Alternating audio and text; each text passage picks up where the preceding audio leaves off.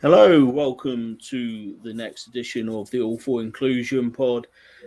This is the first type, or the first of this new type that we're doing, where we're bringing in two or three people who've got something in common to discuss a single topic and then provide a combined answer. So, first of all, I am joined by Reena. Let me bring Reena in. Reena, how are you? I'm good, thank you. Thanks for having me on. No worries, no worries. Do you mind, first of all, just letting our listeners know a little bit about yourself? Absolutely. So my name's Reena. I am the proud mum of two children. My eldest is Evie, he's 9 and he's autistic. My youngest is 6, Ishan, and as far as I know, he's not autistic. I used to be a lawyer for a few years, and then I became an ombudsman specialising in cases involving the Equality Act, especially race and disability discrimination.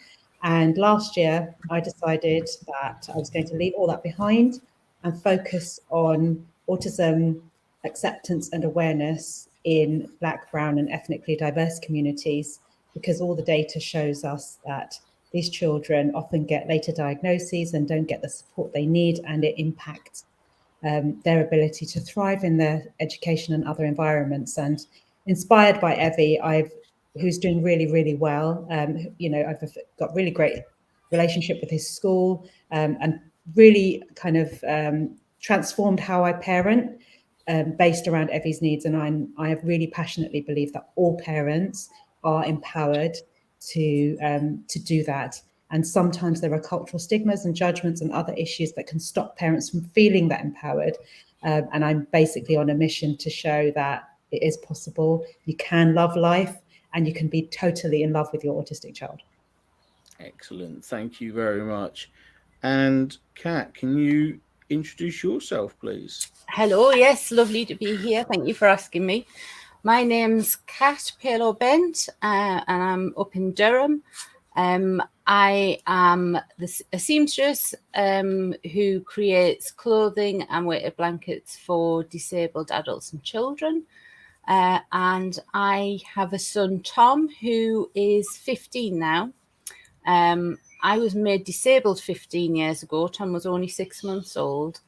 And for a number of years, Tom's difficulties were blamed on me being disabled and the fact I had carers in. And so Tom was quite late in getting a diagnosis because it was my fault that he was acting the way that he was. And it was quite a traumatic start into being a parent of an autistic child, because everything was blamed on me and my disability. But yeah, he's doing well. He's doing okay. And we've learned a lot along the way. I really want to share that with as many people as possible to make their journey through being a parent of an autistic child a bit easier and a bit more understanding that it's not your fault and that you're doing the best that you can. So yeah, that's us. Excellent. Thank you. So, I've got three questions for you both, and both of your journeys with your children are very different. They're at different ages, so I'm hoping you won't just come up with a common answer straight away, and if you do, it's maybe discuss in and around them a little bit. So, I'll give you all three to start with, and you can go with it yourselves and do it how you wish to.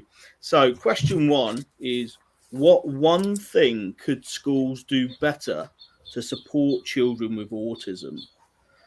Question two is: what is the first thing you would recommend a parent to do if they feel their child has autism? And then finally, what one piece of advice would you give a child with autism? Oh, good So the floor is question. yours. I'm going to put a timer on for 15 minutes, but we can go up to 20 if need be. And yeah, fire away. Amazing. So the Wow. first question's about what can schools do better? I think the first point I want to make is that often with schools, local authorities, health, there's always this focus on what do the parents need to do? You know, how should the parents be? How can the parents go on courses and be better parents? But actually, this is a two-way street. So I think the first thing that schools should be doing is looking critically at how inclusive is their ethos in the school practically, because it's really, now if you go to any school's website, they'll say they're inclusive, but in reality, What does it what really mean? does inclusion mean? You know, how familiar are your school children with children who have additional needs? And you know, if you've got none in the school, why not? I'd be asking, you know, I'd want to know, well, why is that? You know, so I think that would be the first thing that comes to my mind is all, you know, don't just focus on what parents need to do. It needs to be about what can teachers bring to the party here as well. Definitely, yeah. And I think a lot of, especially with us, we found that it was, well, I tell you what, let's give him another term and we'll try this. Let him get a little bit older because it might be just his age. And you miss so many opportunities. And before you know it, you've lost another school year. Then you've got a new teacher and you've got to start again. And they're just, it feels like delay. It's almost like once it's been raised as an issue, then actually everyone should go, okay, let's stop and let's look at it now and see what it is now, rather than waiting to see if they grow out of it. Hopefully, if you are inclusive and designed for everyone, then that kid will still go along the process and you'll very quickly learn whether it is behavioural, age or condition. But I think a lot of time is wasted, and it's a crying shame for the kids, because it's the kids that suffer in the end, along with the parents who feel like they're never listened to, they're never believed. Yeah, completely. I completely agree. I think there's always going to be pinch points of difficulties, like transitioning to different year groups and, you know, inevitable changes. Yeah. But with the right attitude and partnership between the parent and the school, you can, I don't think you can eliminate them, but you can definitely make that journey a bit smoother. I think I speak to so many parents who feel like, I suppose, every day is a battle, and that's quite hard, I think, on your own kind of mental health. And then if you feel like you have to go into warrior mode every day, that you've got to be on the kind of defensive, you know, that's quite an exhausting way to live. Oh, extremely. And I think with kids, having kids with additional needs in the family is hard on everybody. But I think everyone's like, oh, the school, it's the best time of their life, but not when you're in warrior mode, not when you're constantly having to fight and say, something's not quite right. Yeah. And then you're poo-pooed, or there's always another reason. I think there needs to be a lot more trust around parents and lived experience, because I know a lot of parents aren't believed. And I know a lot of parents whose kids act exactly like Tom. They can mask and they can bottle all day, and they get home and the world just collapses. Yeah. Because they're home and they're safe. And that is soul destroying. No, you've got to send them in the next day for all that trauma to happen again. Yeah.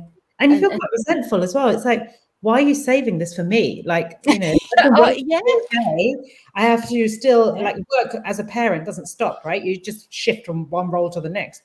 And then on top of that, you hear the teacher go, well, he's had a really great day today. And then he comes like, and you're like, he's always settled, he's so polite. You're like, So I definitely think trust and belief in parents needs to be, we're not making it up. I imagine, I don't imagine for a minute that being a teacher is an easy job. Yeah. And it's certainly not a career I ever wanted to go down. But I think it would be a lot more rewarding if you actually trusted what you were hearing from home, Yeah. rather than it always feels like it's very them and us. We're the teachers, we know best. You're only the parents. Yeah. It's like, but actually I live with this child 24/7. Yeah, totally. I think it having that default as whatever the parent says, that's what happened. Like that parent's interpretation of that is not exaggerated, or and if you look at the flip side, why would you want to say that you're going through all this Yeah. just for fun? Yeah. Who would? No, that's Yeah. no one's idea of a lovely evening. So, No. as if your baseline needs to be, okay, this is what I'm being told, and I'm just going to Yeah. absorb it as the truth, unless I have evidence otherwise. Yeah. Yeah. Yeah. I remember having a conversation with Tom's psychiatrist. He's got really bad mental health issues, and we've had suicide attempts and self-harm from him being about 7 or 8. And I remember sitting saying, look, we have pulled the pin out of this grenade and we are not in control of what happens. Do you honestly think we would be sat here as parents going, you know what? We can't cope anymore. We don't know what's going to happen. Do you think we do that for fun? Yeah. We've come asking for help. Do you think a normal family who thinks they can cope and are all right would come and ask for help? Yeah. Like, we're coming to you because we want something from you. Yeah. But again, it's like, well, it might be a little exaggerated. You start losing your mind after a while. I mean, like from my experience, like the teachers that like Evie's had have been amazing, but I feel like the issue is actually kind of greater than just this. This is about investment at a way higher level. Yeah. About as politicians, as the government, to understand that this is something. I was really disappointed to hear that autism training used to be as part of the teachers' training, and then in around 2016 it was implemented, and in 2019 it was removed. And so you're sending teachers in cold, without any understanding. And that's even baseline, because you never really can be an expert in autism because every single child is different. It's But different. at least arm them with the thought that if they see particular things, there's that possibility could be triggered in their mind that Yes. maybe there's something else going on here.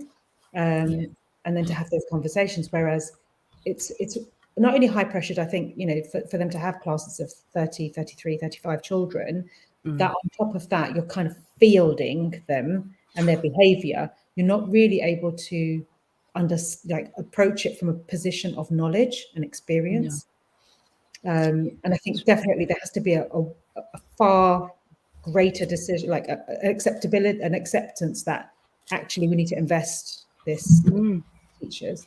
And I think sort of in line with that, the ownership on the money side of it shouldn't be just on schools. Yeah. Because I know with Tom, when we were getting his EHCP, the school wanted to give him more support, but they couldn't financially give him more support. But then we couldn't get an EHCP until school had given more support. And you're constantly playing catch up because school didn't have £6,000 to give my son, because there was another 6 in his class alone that were all waiting on what their decision for us was, because they were going to go for their children. Well, all of a sudden, where's the school budget? And that's only one class. And so there needs to be more investment from a much wider area than it's only your school, you provide it, and then, then we might add to it. Yeah. I think the bar is really high, like to get the EHCP, and, things have to be, you almost need to be in crisis before you actually get it. And it's like, you do. And you're right, I completely agree. Why should schools have to be thinking, well, if we apply for this child, well, they're not as, as at risk. They're all at risk, but this one's not as at risk as the other one. So we'll go with that one, because if we get that, then they've got to play strategically, and it's ridiculous. If it says this child needs support, you'd like to think that would just be, okay, well, they need support, here you go. You know, well, why would a school say that they needed it? They've got to account for that money anyway to Ofsted and local government and everywhere. They're hardly going to take that money and then do something else. Yeah, it's not for the head teacher's summer holiday, is it? It makes no sense. And it's, you know, how much schools are there to educate? Not all, you know, they're not meant to be creative accountants and also this and also, you know, marketers and all of that. You know, they're just there to look after and safeguard our children, nurture their mental health, and to enable them to be educated. But there's the balance is really unequal, I think. One interesting thing that we've noticed, so we kept Tom in mainstream as long as we could, but it got to the point where it was untenable. So he's now in a school run by an autism charity up in the northeast. Absolutely fantastic environment for him. But what he is learning now at school around independence and strategies to survive in the real world, and the way he's learning them, actually every child in the UK would benefit from having exactly the same way. Yeah. So he's audiovisual. So instead of sheets of paper, they play videos. Well, a lot of the other children would benefit from that. He's learning travel training. He's learning how to communicate with a community and interact with a community. Yeah. All of those things are what, I'm going to sound really old now, what we were taught when we were little. But it's not part of the curriculum now. They're taught to pass a test or learn a passage. Well, it's like they need these, right? Who's going to teach them those skills when they leave school? Nobody, because you're in the big wide world then, and you sink or swim. Yeah, totally. I mean, what child doesn't want to be told where they're going, what's going to happen next, and where they're going to be eating, sleeping, going to play? I mean, children love that, you know, that certainty and structure. And I thought, for me, initially, when I had both of mine, I think when I had my second child, I think I tried to parent them differently. So maybe a bit more accommodating for Evie, because he was, you know, triggered really easily emotionally, and then trying to parent different, it just didn't work. Like there's one of me, I can barely kind of hold it together. And so I just basically used all the strategies for Evie, for Ishan, and actually it just totally works, because they both feel, you know, that they know what's happening, they know why they're going to a particular place. You know, if it's an unfamiliar place and there's a social story, they both benefit from that. There's nothing that I would say, oh, that's just for Evie because he's autistic. No. They both, So I completely agree. Actually, there's a lot of skills that I think all children would benefit from, and you don't need to be autistic to benefit from them. Exactly. Yeah, definitely. But that goes back to the inclusion thing, is what is inclusion? Are we teaching everyone the same? Or are we putting little people in little buckets and pockets, and it's all only inclusion and universal teaching? It helps everybody. Yeah. And the teacher. There's only one thing to teach then. Yeah. And even like things like the curriculum, I would want to see, because now there's we're much better, I think, in including texts and, you know, art and things from people from different genders, of different races and ethnicities. And I would want to see that in that same way we can celebrate neurodiversity through the texts that children are being taught, through art or whatever. You know, when you're holding up role models, they should also have different neurodiversities, because our children will then not see as, you know, we don't want to have this culture of otherness, that they're different, that, you know, the whole point of the beauty of society is that every single person has a place, a unique place of contribution, of equal validity, and you can start that quite easily, really young, if you want to. Definitely. Well, if you want to. I remember when we were going through diagnosis with Tom, we were told every autistic child will have a perfection gene. It's just about finding it. And once you find it, that kid will fly. Yeah. And Tom is his memory. So he's got like photographic memory. And he could tell you when an aircraft crashed, who was flying it, how many air stewards, like everything.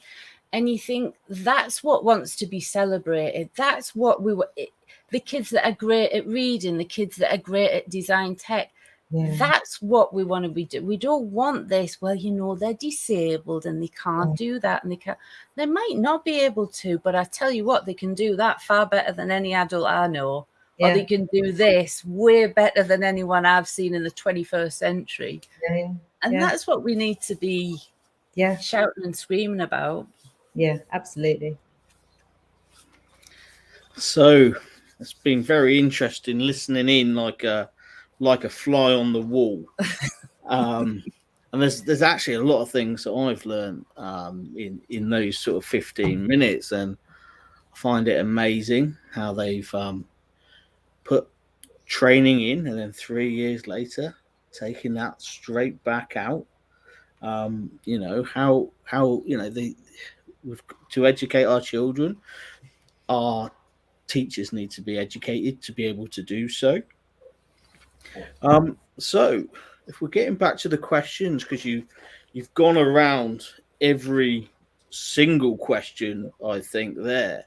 But if you was to highlight, I'll come to you, Reena, first. If you was to highlight one thing that a school could do better for children with autism, what would you say that is? I would say look at your strategy, look at your culture, and critically assess how inclusive it is in practice. And it might not be easy for you to do that yourself, and it might be actually you get a group of maybe parents or other people from other schools or whatever it is. All schools have got like critical friends, but really cast that inclusive lens on that school. Be prepared to take the feedback and be prepared to act on it, because you can't expect children to be inclusive if that is not part of the culture of the school. Excellent. And is there anything you want to add to that, Kat? I'd say trust your parents. Trust what your parents are telling you about their children, and include the parents of children who have autism or neurodivergent. Have them on your board, have them as your governors, and listening to their lived experience, because it's only by actually interacting closely with parents who have children like this that you can fully mold your school to be as inclusive as possible. And it's not just a tick box that we've got a couple from here, a couple from there, and it's actual inclusion that is true. You know you've mastered inclusion when those children feel like they belong in that school environment. Excellent. Yeah. Excellent. So I'll come to you on the next question first, then, Kat. So if a parent thinks they have a child with autism, what is the first piece of advice you would give to the parent?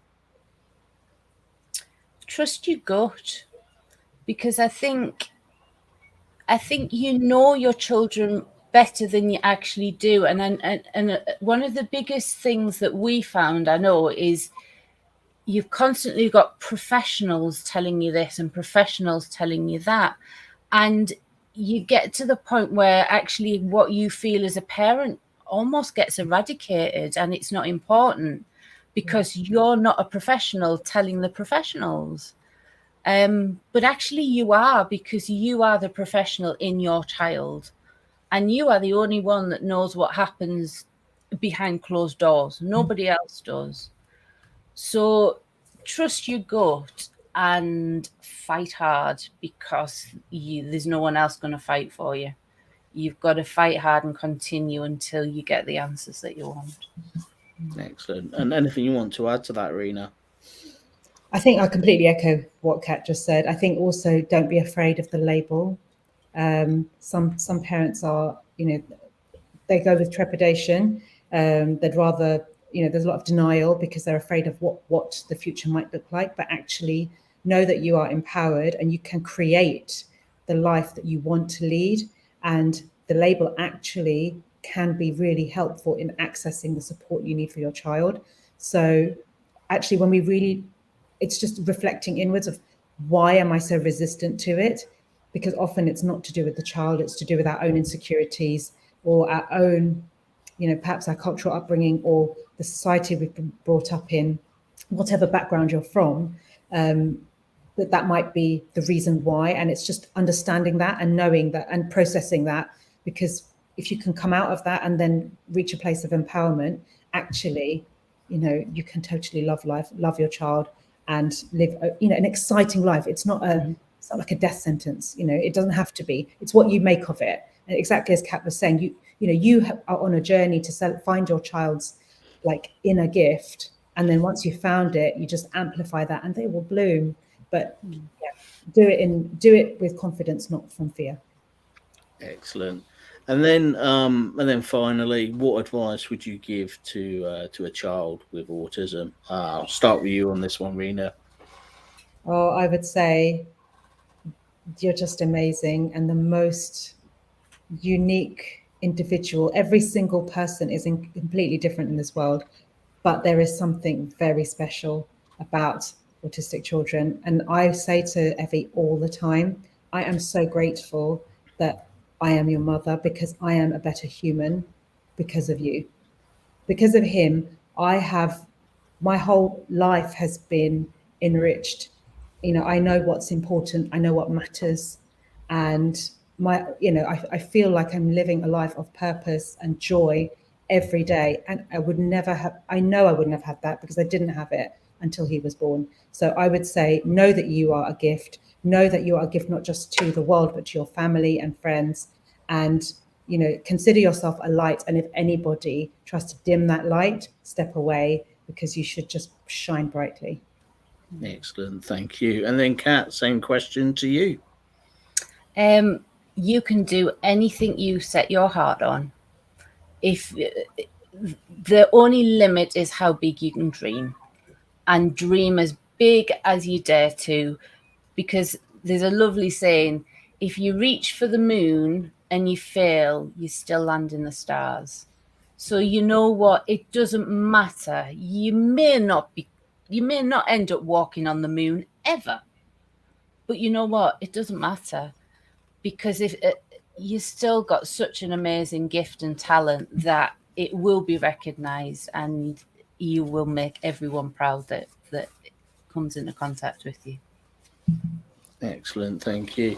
There was a lot of things that you was mentioning. Like I said, they just when you was talking about at-risk children and a lot of things, like I said, that you spoke about, it's just straight away it was learning points for me, and I'm sure it'll be learning points for everyone listening.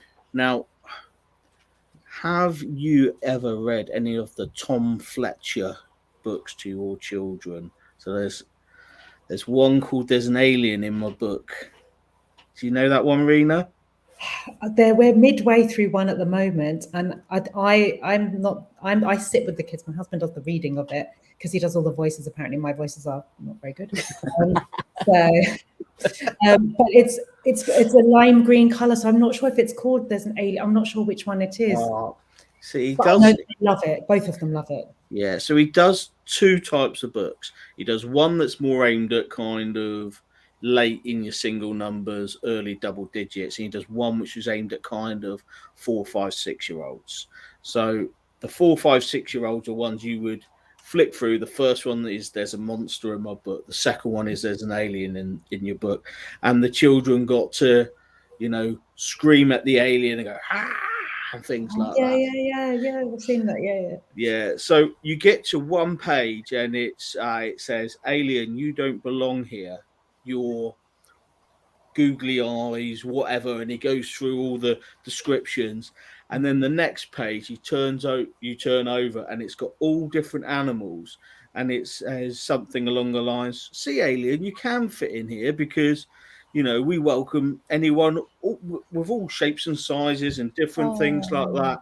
And I love reading that book, and especially that page to my youngest, because I think you take away the fact he's talking about a slug, a whale, a bird, and whatever.